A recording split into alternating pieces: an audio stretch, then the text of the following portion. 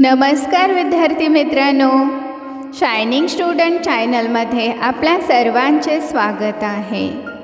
आज आपण पाहणार आहोत स्वामी विवेकानंद यांच्याविषयी खूप सोपे व सुंदर भाषण। स्वामी विवेकानंद। उठा जागे व्हा, ध्येय ठेवा महान। उठा जागे व्हा, ध्येय ठेवा महान।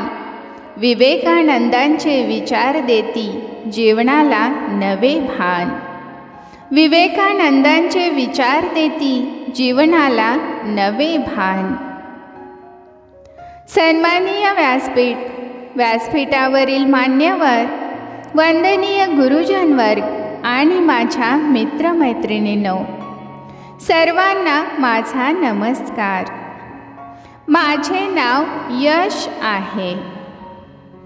आज मी आपणासमोर एक महान तत्वज्ञानी स्वामी विवेकानंद यांच्याविषयी बोलणार आहे। मित्रहो, स्वामी विवेकानंद हे एक थोर संत, तत्वज्ञ आणि युवकांचे प्रेरणास्थान होते। त्यांचा जन्म 12 जानेवारी 1863 रोजी कोलकाता येथे झाला। त्यांचे पूर्ण नाव नरेंद्रनाथ विश्वनाथ दत्त असे होते। त्यांच्या आईचे नाव भुवनेश्वरी देवी असे होते। विवेकानंदांना लहानपणापासूनच ज्ञान, सत्य व अध्यात्म यांची ओढ होती। ते रामकृष्ण परमहंस यांचे शिष्य झाले। त्यांनी शिकागो येथील भाषणात भारताची संस्कृती, सहिष्णुता आणि अध्यात्म आपल्या शब्दात संपूर्ण जगासमोर मांडले।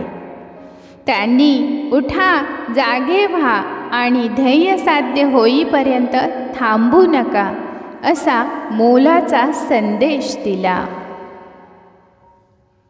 त्यांनी केवळ अध्यात्माचा प्रचार केला नाही, तर राष्ट्र उभारणीचा संदेश दिला। युवकांनी शारीरिक, मानसिक व नैतिकदृष्ट्या बलवान व्हावे असा आग्रह धरला।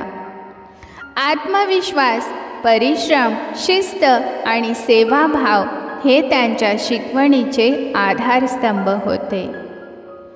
धर्म म्हणजे केवळ पूजा नसून मानवसेवा हाच खरा धर्म आहे असे त्यांनी शिकवले। त्यांनी जनतेच्या उद्धारासाठी रामकृष्ण मिशन व रामकृष्ण मठ स्थापन केले। त्यांचा जन्मदिवस राष्ट्रीय युवा दिन म्हणून साजरा केला जातो। अखेर 4 जुलै 1902 मध्ये त्यांनी बेलूर मठ येथे समाधी घेतली। स्वामी विवेकानंद हे फक्त व्यक्ती नव्हते, तर एक जिवंत प्रेरणा होते। त्यांना माझे कोटी कोटी प्रणाम, कोटी कोटी प्रणाम। जय हिंद, जय भारत। धन्यवाद।